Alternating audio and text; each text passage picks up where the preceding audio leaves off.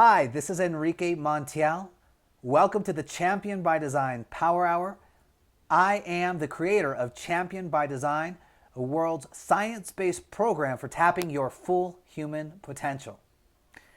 What is this Power Hour about? It's about you and you representing your full ability.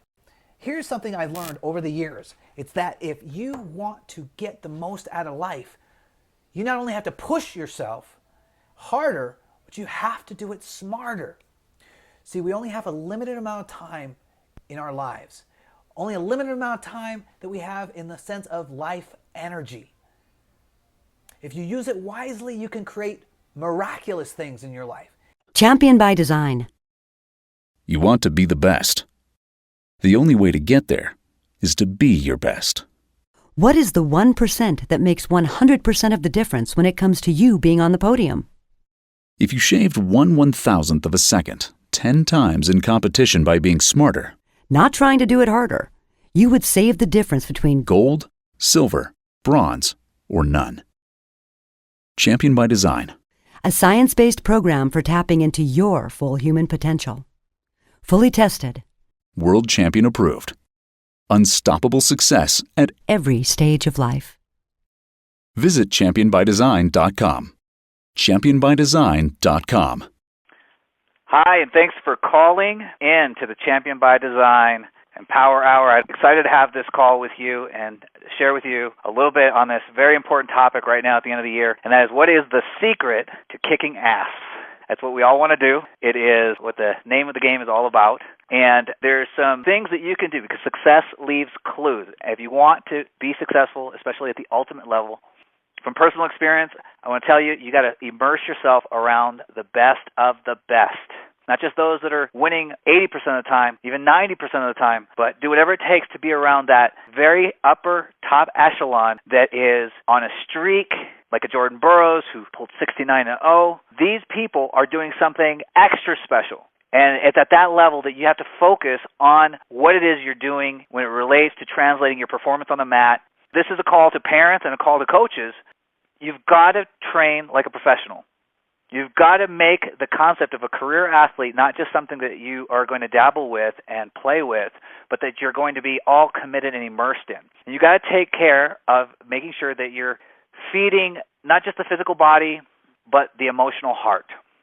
All right, I really believe that the toughest of the toughest are that way because they have the biggest heart. They're doing it for all the right reasons. I got a chance to work with Henry Cejudo before he went off to the Olympic Games, and really at the basis of what I think had the most impact in that time that we spent together was having a direct conversation with being able to perform and get that gold medal for all the right reasons. You see, we get in our own way, and you and I both know that. We've lived, we're parents, or at least our athletes are our surrogate kids. And we know that success is won one little edge at a time. We're going to get a great celebrity caller listening in just a couple of minutes. And when he calls in, I'm going to focus on this conversation, on what it is that makes mental toughness work, what it is that makes mental toughness so important. And hopefully we're going to get some golden nuggets and some wisdom of the ages about how mental toughness can be developed. Because I believe it's a muscle. Everything I've ever read, everything I've ever heard, everything I've ever done or worked with has shown me that every domain of consciousness, of literally being aware and focusing on your goals, that as you focus on your goals and you pour your heart into it, you're building an emotional muscle, a psychic muscle, a karmic muscle. It is a muscle that's going to carry you through. Wrestling is a really interesting sport because it's practiced in every high school. Hey. Bobby, thank you for calling in. Anthony, would you mind pressing star 6 and we're going to get our special guest to share a little bit of wisdom? You got it. Sounds great. Bobby, is that you? Yeah, I'm on. Oh, my gosh. Thank you for calling. How are you doing, Bobby? I'm doing well. Yes? What do you got cooking right now? What do you got in the works? And by the way, for us callers that don't know who this is legendary coach Bobby Douglas, one of the few men that put the beat down on Dan Gable and many, many, many others. I asked him if he would share a little bit of time with us to answer a couple questions on mental toughness and to tell us a little bit about what he's got in the works and what he thinks is the most important conversation in wrestling right now. Well, we've started a development program in Ohio Actually, it was a national program, but we've had to reduce it to Ohio. And we're trying to get that going. We're also trying to work on a couple of projects as far as diversity and saving wrestling. I think that we have to make people aware that we're not out of the woods with this wrestling program and saving wrestling in the Olympic Games. So that's one of my main focuses, and I think we're making great progress. The Titan Mercury Club is making a great contribution to the American wrestling program, Andy Barth and Wayne Boyd, and I think this development program that we're kind of initiating through the Academy and through the Titan Mercury program is it's following the same formula that the Sunkiss program followed, and I think that we'll get similar results. One of the problems that I don't think Americans realize is that when we did not go to the World Championships in Iran, it set us back many, many years. And when we got in bed with John DuPont, that set us back many, many years. And when we found out about 4 or 5 years ago, we found out that wrestling was in trouble, and we tried to make people aware, and our warnings fell on deaf ears, and we almost lost wrestling. And so my main objective now is to provide enough information to the world and to America specifically on why it's necessary to have wrestling as part of the Olympic family. And the history that we have here in Ohio is second to none.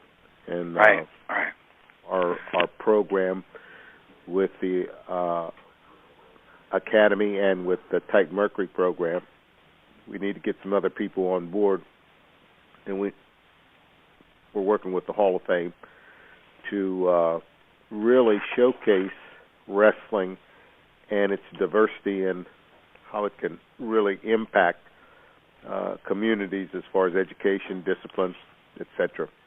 We need to show that we are beating the streets. That slogan came about as a result of the Mayor Daley wrestling program and the people in Illinois who started the Beat the Streets program. And we're going to follow through with the Beat the Streets program so that it helps us with our Hall of Fames, and it helps us save wrestling in the Olympic Games. Great. Bobby, with this conversation on saving Olympic wrestling, when the word was announced and it took off like wildfire, I remember when I first heard about it, I was driving down from Denver back to Colorado Springs. I got a text message from one of my Champion by Design customers, and he said, "What do you think of the terrible news?" And I, at the time, didn't know yet what happened, but it took just one Google search to find it. I remember at that moment, knowing USA Wrestling and the system and knowing what it is like to be an athlete versus what it's like to be a coach, like let's say at a high school or a college, it felt pretty helpless. So many people, it took them off guard. I remember when there was a proposal to eliminate freestyle wrestling from the Olympic format and they were going to keep Greco. What is one thing that the common coach or the common parent can do? Can they write their congressman? Can they write a letter, do a blog? What can they do, Bobby, to really make an impact? Because we're all so busy with our lives, and we have kids, and we have big dreams and hopes for their kids, but to have the wind pulled out from under us, it was terrifying for hundreds and hundreds of thousands, if not millions of people. What is something that these ordinary people can do to make an impact on the conversation to keep wrestling forever in the Olympics? Well, I think we have to promote the sport and show the world our history and the contributions that have been made by the wrestling families around the world. And wrestling has the richest history of any sport on earth, and we have to make the rest of the world aware of that. More important, we have to show the benefits that wrestling brings to the community as far as bully-proofing its kids, as far as educating its kids, as far as disciplining its kids. those are all positives that wrestling brings to a community, and it has been bringing this quality since the beginning of time. We have to make the rest of the world aware of the contributions of wrestling to a community, such as the Beat the Streets program. The Beat the Streets program out-recruited the gangs in Illinois. Wow. And for a long time, that was almost impossible to do. But the Beat This Wrestling started taking the gangbangers off the streets and putting them in wrestling clubs in Illinois. And that same formula has gone all over America. That's only one way that wrestling has helped beat the streets. Wrestling and wrestlers have been a part of world history, American history, and our forefathers, our whole foundation of our country was built on the ideas and ideals of wrestlers like George Washington, Abraham Lincoln, Garfield, Grant, McKinley, and now those last people that I mentioned, they're all from Ohio. Ohio has the richest wrestling history of any state in the Union. We have to take our Hall of Fames and let them promote the educational benefits of wrestling, the discipline benefits of wrestling, and let wrestling take its rightful place and remain in the Olympic family. Yes. So that's what I'm focusing on. I'm focusing on making sure that we remain in the Olympic family, because there's no greater discipline than the discipline that the wrestling brings to America. Yes. We're part of America's DNA. And yes, so sir. That's one of the things that I'm trying to do. I'm finishing up a curriculum that includes all the modern techniques according to the rules now and the rules that have been kind of put in the mix for the future. We're going to address things from a very professional point of view, and we're going to change our rules, hopefully, so that we will be attractive enough to remain in the Olympic family. If you look at what's going on in ice skating, for example, ice skating, if you look at the way it was 20 years ago and the way it is now, there is a huge difference in the way the athletes are performing. We have to take wrestling to that level of performance so that we're attractive to the public, so that we're attractive to the sponsors. Yes. Now, I've been saying this for many, many years, and I happen to be the senior coach in America, the senior freestyle coach in America, and I'm the only one that's active. And I've been saying the same thing for many, many years. We will perish unless we start making our sport more attractive to sponsors, to educators, and to everyone, including women. I was the first American advocate for women. I'm the first advocate to preach about diversity. Yep. So I'm not sure why I offended people when I started saying, "Hey, there's not enough minorities involved." I'm not sure why I offended people when I said you got to have more women involved. I'm not sure why I offended people when I say we got to include the handicaps. Oh yeah, the Paralympic. That's right on the IOC charter. It's part of the deal. There's funding in that. There's Paralympic judo, but there's no Paralympic wrestling. If America is going to survive, we have to have a development program. We start off, our kids start off 5 to 6 years behind the rest of the world in freestyle. It's very difficult for us to catch up.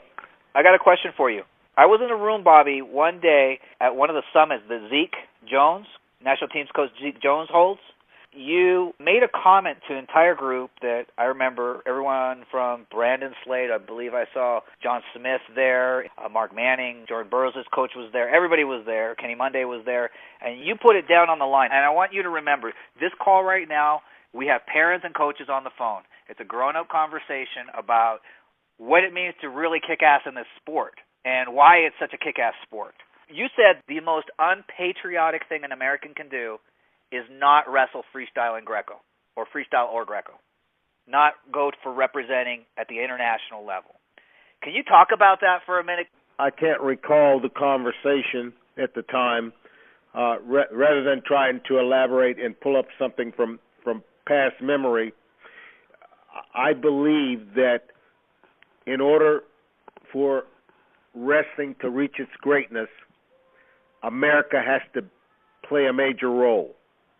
No matter how great freestyle and how great the Olympics are, without the Americans, it's not really an Olympic Games. It's like when the Russians, when we boycotted the Russian Olympics and when they boycotted the 84 Olympics. Yep. That set wrestling back, but it also exposed a lot of its corruption. One of the reasons we are where we are is because of corruption that existed in FILA, Martinetti, and the officials, and selling matches and throwing matches and embarrassing the IOC, threatening members of the IOC. That's why we are where we are, because we allowed thugs and criminals to corrupt the sport of wrestling. Now we have to fight back and let the rest of the world know about the value of this sport. Yes. That's where we fail. We're not failing wrestling. We're failing our kids and our grandkids' grandkids. Yes. And if we sit around and allow that to happen and carry on these petty fights that we have about committees and about sites, etc., we have to do what's in the best interest of the American wrestling program and what's in the best interest of giving our kids an equal opportunity to participate in the sport of wrestling, because they can get an education by doing so. Well, I'll tell you for me, my first love after watching the 84 Olympic Games and watching Mary Lou Retton win that Olympic gold medal is I wanted to be an Olympian. I wanted to be a gymnast, particularly. And at that young age, I actually wanted to be a female gymnast. I'll say that. Hopefully you'll get some chuckles out of it. But it wasn't in the cards for us. Gymnastics was above our budget for competition. So my first Olympic dream, I lost. And then it wasn't until I found wrestling at a high school, which is practiced in just about every high school in the country because it's the blanket sport around the United States. And I found the sport of wrestling as a freshman, and then it wasn't long after that the 88 Olympic Games happened, and I saw Kenny Monday and John Smith win Olympic gold medals, and my Olympic fever came back. And for that was the first time in 88 when I said, oh my gosh, maybe I can do this. Maybe there's something here. And I felt alive again. So wrestling got me to beat the streets.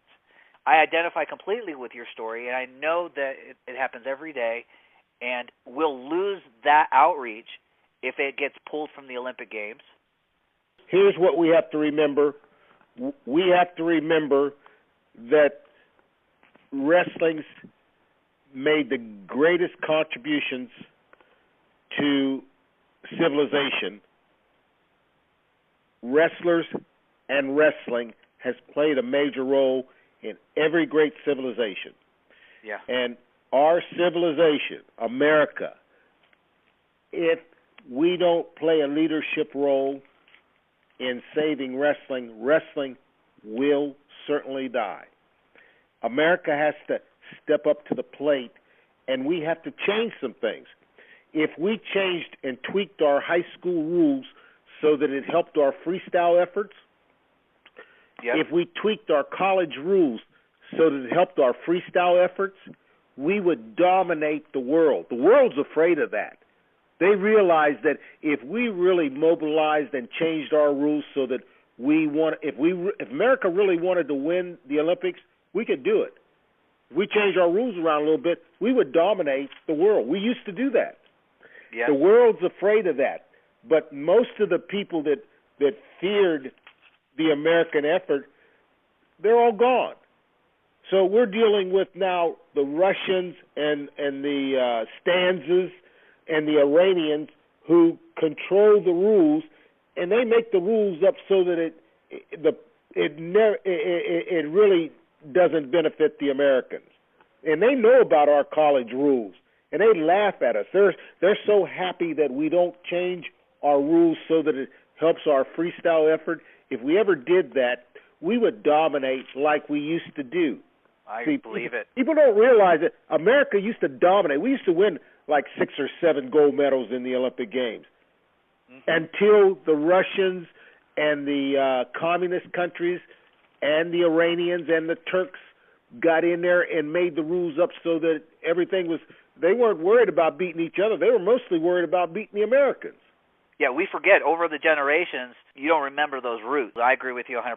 If we were to use our developmental pipeline that's already built tough, American tough, from schoolboy all the way to high school to the NCAAs and colleges, and modify the rules so that that training would be supportive of international efforts, we'd be able to dominate across the board again. There is no doubt that the American athlete will perform and will perform to the best of his ability, and he will. They will work hard, very, very hard, to accomplish their goals. Time and time again, this has been proven. They every time they change the rules around, as soon as the Americans catch up with the techniques and tactics, they change the rules around. This went on for years and years and years. If a Cuban makes it to the finals, he doesn't worry about winning a gold medal. He's going to get paid off by one of the Stanzas or one of the Russians or some foreigner. They're going to give him so much money to throw the match that type of corruption exists in wrestling. Yes. Now with the new order, I think we're going to see that go by the wayside. The bottom line is, America, if the Olympics are going to be a great Olympics, they have to have the Americans. It's not an Olympics without the Americans. Correct. So we have to find a way to give our kids an equal opportunity to compete. Yes. Our women are doing an outstanding job. Our young development kids are doing an outstanding job of developing, but they don't develop the technique and the tactics for freestyle, high-level competition until they get to college, where the rest of the world, they start right out of the womb developing their wrestling techniques. So our kids are at a tremendous disadvantage. And the last person anyone wants to wrestle in the Olympic Games or the World Championships is an American, just because they know how hard our kids will fight. We fight. There's no doubt about it. We fight, and we can outfight anybody in the world. If you gave us just a little bit of the technique and the tactics, we'd dominate like we used to do. Yes, yes. A wonderful message. Bobby, in your case, how did wrestling save you? I was raised in Chicago, on the south side of Chicago. I had to, when I left my apartment building, I had to run to the next apartment building to stay away from the gangs. Yeah. When I learned how to wrestle, I stopped running, and the gangs stopped bothering me. That's awesome. They gave me respect. The gangs not only did they give the wrestlers respect, but many of us were from the gang families, so it was just a matter of knowing what part of the community you could go in and go out of. But wrestling and the Mayor Daley Club beat the streets. The original Beat the Streets program started with the Mayor Daley Club in Chicago, Illinois. Contrary to what a lot of people may think about the Beat the Streets program. It started in Illinois, and I was very fortunate to have been a part of the original Beat the Streets program. That's super. For our callers that are parents and coaches right now, one of the things that I learned at the Olympic Training Center when I was an athlete training out of there was how important it was to do your evaluations, to look at what you're doing, where your performance benchmarks are, the gap between where you are and where you want to be. And for many people, it's either the end of the season, it just finished, or it's about to finish. What is the most important thing they can do right now? What would you suggest to kind of do a checkup from the neck up and get some focus and perspective on making the future brighter? Well, you have to do an evaluation of your collegiate goals and objectives, see where you're at with your grade there. Then your freestyle objectives and goals. I'm sure you got a plan. I don't know if anybody can get any place without having a roadmap. Right. Your plan. Look at your plan, evaluate your plan, and then get busy on freestyle. And I'd work on some endurance things, probably some mountain type climbing and some gymnastic type exercises, and a lot of drill with college wrestlers if I'm in high school. And then I would make sure that I got a chance to at least wrestle against college wrestlers once a week, and I'd try to get on the mats at least a couple times a week. And keep matches, that going throughout the summer until the fall. Yeah, matches. I would try to get in. I'd have a target if I wanted, depending on what I was trying to do. I'd try to get X number of matches in during the summertime. Yeah. I think 12 to 14 matches in the summertime is more than adequate. You hear that? 12 to 14 matches. A lot of times I see parents overtraining their kids. I pick 2 or 3 tournaments that I want to train for in the summertime, and that's what I would do. I'd train, and then I would use those to evaluate myself going into September. That would tell me where I am technically and physically, and then I'd be ready to strap them on in September and get ready for the high school season. Yeah. You were a mentally tough athlete yourself, and you had the ability to transfer that over to not one, but at least 2 major colleges, with being NCAA champions with Arizona State University and national champions with Iowa State, correct? I was on the coaching staff at Iowa State when we won a national championship in I think it was 69, somewhere around there, 69 or 70. It's been so long ago. But I was on the coaching staff here when Iowa State won. I was on the team when Oklahoma State won. Right. What made those athletes so tough at those schools that won championship titles? What made them mentally tough?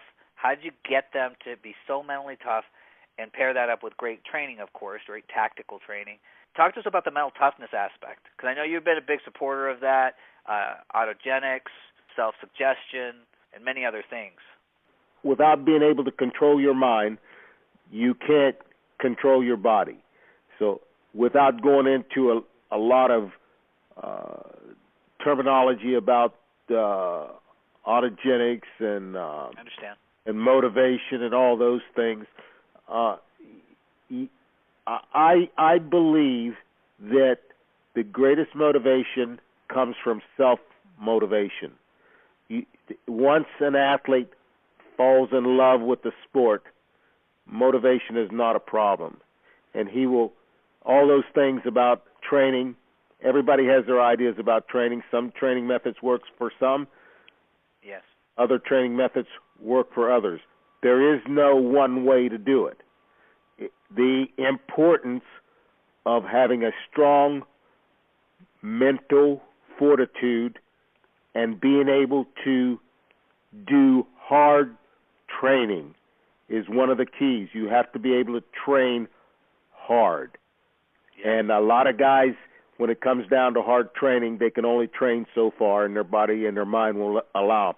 The great ones train harder than the rest. I've been around the great trainers. I can tell you this, that no trainer ever trained harder than Dan Gable, but Bob Douglas. Dan Gable motivated his athletes and his teammates by his training methods and his dedication. That reflected into his coaching. And as a result of that, it is what it is. He showed beyond a doubt what you can do with hard work. Yes. Yes, absolutely. There are others. The Pennsylvania program is on the rise. Oklahoma State program is steady and on the rise. Minnesota program is steady and on the rise. The Iowa program is steady and on the rise. The Cornell program steady and on the rise. And then I can tell you that there, Ohio State, Nebraska. You can look at Oklahoma. You can look at some of the other teams that are down right now that have tremendous potential. But what it tells me is that if we wake up the American wrestling community and we tweak our rules just a little bit, we'll dominate wrestling. That is the way to save wrestling in the world. Yeah. That's the way to do it. See, it doesn't matter how good the Russians do, how good the Iranians do. What matters is how well the Americans do, because here's where the promotion can do the best. Here's where the sponsors are. Here's NBC. Where you can grow wrestling to its maximum potential. Yep. If we are media friendly, if the camera loves what we do, they're going to want to cover more of it. It comes down to how much does that airtime, how much is it worth, how much is it going to cost, how much is somebody going to pay for it. It's a very interesting ecosystem, but most people never hear about it. This whole thing about saving wrestling, where we're on probation now, where we get an opportunity to redeem ourselves and strike when the iron's hot, this right now can be such a powerful thing that puts us on the map forever. We're about to be done with this call, and I wish we had more time, Bobby, but you've opened up a very big one last conversation. thing I want to say. I have to get off the line, but I think we need to take a look at our history, at wrestling's history in the world. Wrestling has been a part of every great civilization. Every great civilization has been led by wrestlers, okay? The world's population, and I'm not sure if this is a fact, 20% of the world's population has Mongolian blood. Male Mongolians are all wrestlers. So does that say that there's a huge untapped reservoir of wrestling family out there that very few people know about? In America, we have the richest tradition of wrestling of any nation. At least 6 presidents have been wrestlers. 6 presidents. Of those 6 presidents, 4 of them came from my state, Ohio. We haven't utilized the Hall of Fame to promote wrestling. We have not utilized our universities and our junior programs. We don't have a development program. That's sad. America does not have a development program, so that gives our kids a tremendous disadvantage when we try to compete with the rest of the world, because we don't have a development program. You're writing the book on that right now. Bobby, where can we learn, or where can we get our hands on this curriculum? When will it be available, and how? What do you think? We're going to put it online. We're in the final stages of it.